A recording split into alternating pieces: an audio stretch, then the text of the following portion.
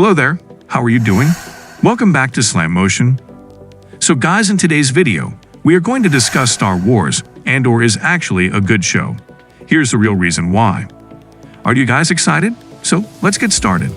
So keep up with me till the end, comment right below this video, subscribe if you still haven't, and turn on the post notification for more videos.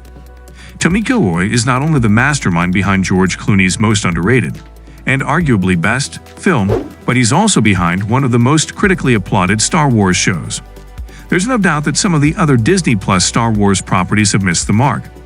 This includes Ewan McGregor's Obi-Wan as well as Boba Fett, which got a lot of things wrong according to fans. But Andor is on another level. There's even already a buzz about the second season. At the time of this writing, fans haven't even seen the middle of the first. But they're ecstatic. And there are a few reasons for the Jedi-free show's success. In an interview with The Hollywood Reporter, creator Tony Gilroy shed light on some of them. Andor isn't Star Wars nostalgia bait. For many, Rogue One remains one of the best Star Wars projects. And this is in part due to Tony Gilroy's rewrites. The director of Duplicity and Michael Clayton was brought on to rework the Star Wars prequel film, and it paid off in spades.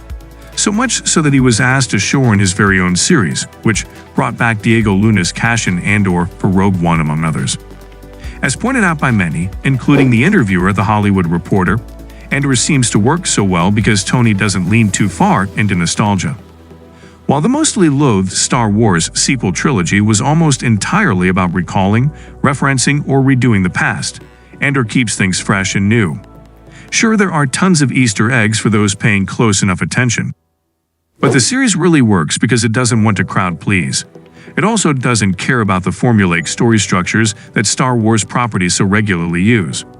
Most importantly, it's not made by Star Wars fanatics. I think it imprinted on Rogue because that was my point of entry. It wasn't that I didn't like it. It just wasn't on my radar. I wasn't in awe of it. Tony Gilroy explained to The Hollywood Reporter in August 2022. So I came in here to futz around and repair Rogue One. I knew I'd do my thing. I was going to bring my thing here, and it worked. We won, and then everybody was incredibly euphoric and everything. So my sort of imprinting experience was, well, that's how you do it, and that's what I do. That's the way to go, so I didn't have to relearn that. Tony continued by saying, we have this experience all the time.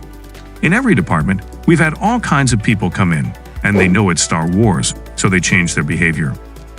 They change their attitude, they change their thing. An actor will come in off a Ken Loach movie or something, they'll put on a Star Wars costume.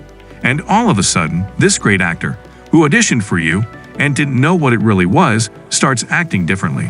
And you go, wait, no. Do your thing. You're here because we want you to be real. While Tony knows this is a testament to the power of Star Wars, he also believes it gets into people's heads too much and results in poor imitations of what worked in the original 3 films. It really gets into people's heads, but to change the lane and do it this way, it takes a little effort. Andor uses a lot of practical effects and real sets. The Mandalorian completely revolutionized the way Star Wars projects are made with the volume technology. While it's miles and miles better than green screen technology, it does create a sort of fake feeling. At least it doesn't quite replicate the texture of a real-life set. This was an important feature for Tony Gilroy to implement. Much like the original 3 films, the use of real-life locations and practical sets was essential. And you can really see the results in the first few episodes of Andor. The first decision you have to make is who's going to be your production designer. Even in writing, my first call is to the production designer, because everything we do has to be designed, Tony explained to The Hollywood Reporter. So we put a marker down. It was kind of a test for Disney. How serious are you? We didn't want to go with any of the traditional Star Wars people. We wanted production designer Luke Hall, who was like 12 years old and had just done Chernobyl.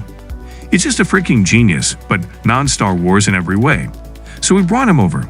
As I was doing the series Bible, I wrote the first 3 episodes as a sort of a test. So guys, this was all about today's video. Share as much as you can.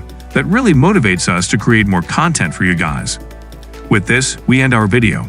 Hope you liked the video.